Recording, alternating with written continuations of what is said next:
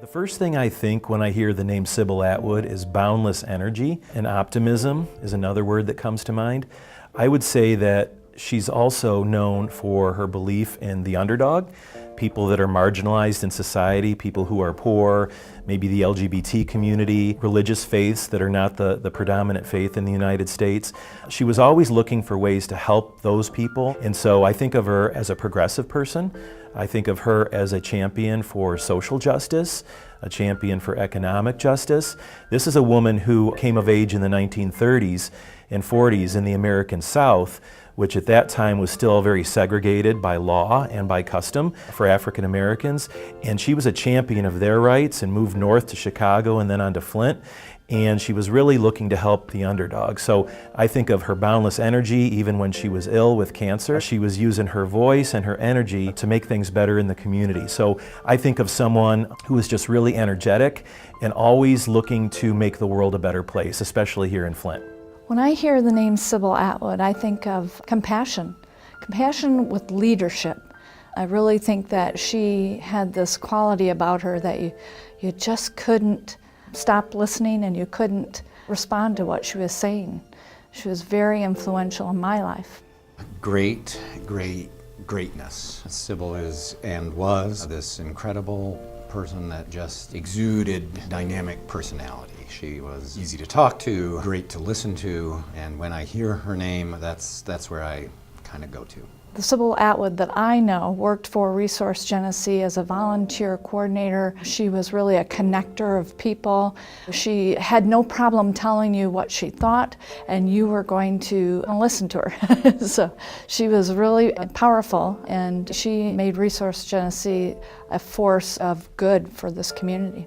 Sybyl was a gal who did a lot of work before she came to Flint, but when she did, she started working at some nonprofit organizations and became the person I remember her as, who worked in the service industry for over 40 years and provided things for people who had trouble providing for themselves. And that doesn't mean that they couldn't afford it.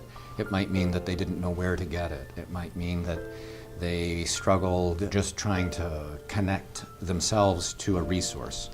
And Sybyl became that connector. And one of the things that she would do is bring out the best in you.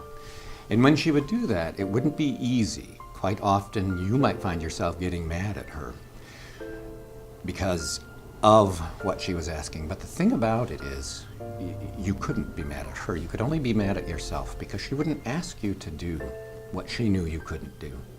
So you would figure that out and accomplish the task and know that Sybyl was right all along.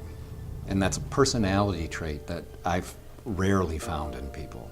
And with Sybyl, it was a gift and it was a great attribute to her personality. So I started work with Sybyl in February of the year 2000. I was a 28-year-old new executive director of Resource Genesee, and Sybyl had been around for 40 years doing her work here in Flint. I was new to Flint, or relatively new to Flint. She walked into my office that morning and said, "Hello, new boss, what are we going to do together? How are we going to change this community?" So when I say that she had a ton of energy and enthusiasm, and she was sort of unstoppable, this unstoppable force of nature, that was my first example and my first exposure to that with her. Literally her walking into my office and saying, "Let's roll up our sleeves and do good work for Flint." And from there, for 7 years, she and I worked together on many different projects for the community. You know, from getting native plants planted in gardens, community gardens around Flint, you know, where there's vacant land, to try to spruce it up and bring it back, to poverty, anti-poverty initiatives where we were trying to get people training so that they could move into the workforce and jobs. You know, Flint is one of the poorest cities in this state, still is even today in 2018, but it was poor then, and those are the issues that we worked on, trying to help people get what they needed. I first met Sybyl Atwood when I began working with a group for Mott Community College's Community Outreach Partnership Grant. She had the idea of putting native plants in the city for a beautification effort through that grant, and she sort of helped the group that was floundering to move forward in a positive direction, focusing on solutions and, you know, not looking behind but looking forward to making the project successful and And for me, that was a huge example of true leadership, you know, looking at what can be done, not what went wrong necessarily, because you can't really fix that and go backwards. You only have what you can do going forward. So she was able to be that vision for the group. Sybyl was my neighbor, and I loved being next to her and living next door to her.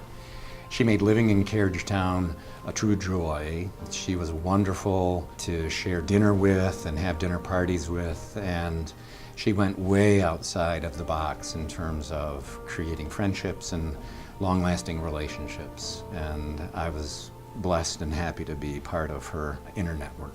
She would come to work, and I worked with her for 7 years.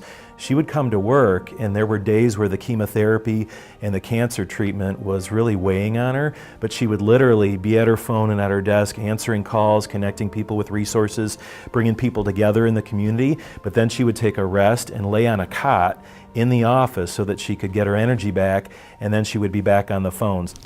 So my favorite memory of Sybyl was when she came to my house in the final years of her life. And she was asked a question by a reporter for wisdom, or a statement of wisdom. And she thought a couple seconds, and she said, "Remain insatiably curious." And I replay that in my mind several times because it's an incredible gift that she gave me. To watch her pass was incredible because I thought I knew a lot about living, and she taught me a lot about dying.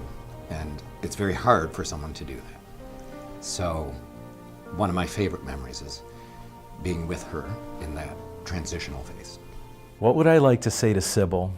I would say that a lot of things, you know, of course, that we miss her, and I miss her personally, but that we most miss her example for this community. And, you know, that leads into why we created the Sybyl Award in the first place. You know, all of us are going to pass at some point, right? But we hope that we leave some kind of positive legacy. Sybyl would never in a million years want an award named after her. She would have been very much against the idea of us naming something after her and, you know, announcing the Sybyl Award every year. But I can go against her wishes, knowing that what we are doing is elevating others in her name, and that it's really not so much about Sybyl anymore.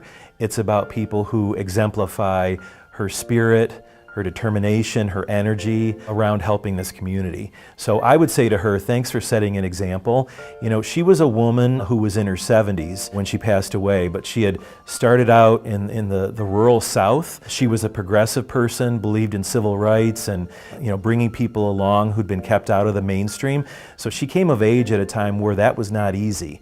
It's easier today in 2018 to be a progressive person, but she came alive in an era when it was not so easy. So I would also thank her for doing that when it wasn't an easy thing to do. I'd like to say to Sybyl, I think you'd be very happy with the way things have happened after your passing. I think that it's an honor, and always has been, to know you and to carry on, as you would say, in your fashion. Sybyl, thank you for your leadership, your compassion, for showing Flint a way forward, helping each other, realizing that when there's a criminal element, we are of it. We are not separate from it. When there's someone who's hungry and hurting, we should be feeling compassion and helping in those situations. And you showed us the way. Your leadership showed us the way, and thank you. Congratulations, you are an awesome lady. Your life mattered. To the honorees of the Sybyl Award, the nominees and the winners, you are all fantastic people. You are all being celebrated for the work that exemplifies the characteristics that Sybyl portrayed, and you're doing it your way. You may not have even known Sybyl, and we know, and we recognize that you are a community change agent. Thank you for your compassion. Thank you for helping Flint and Genesee County. I would say to the nominees and the winners of the Sybyl Award, congratulations for carrying on in Sybyl's legacy. What we know is that there are literally hundreds and probably thousands of people that on a daily basis in this community do amazing things. So congratulations to all those folks. And you are filling big shoes when we say that you're worthy of being nominated for the Sybyl Award and for being a recipient of it. What I would like to say to the winners of the award is that congratulations, of course, and thank you so much for doing what you do. And to even be nominated is wonderful. You've reached a pinnacle that many people in the community strive for. To win is 10 times better.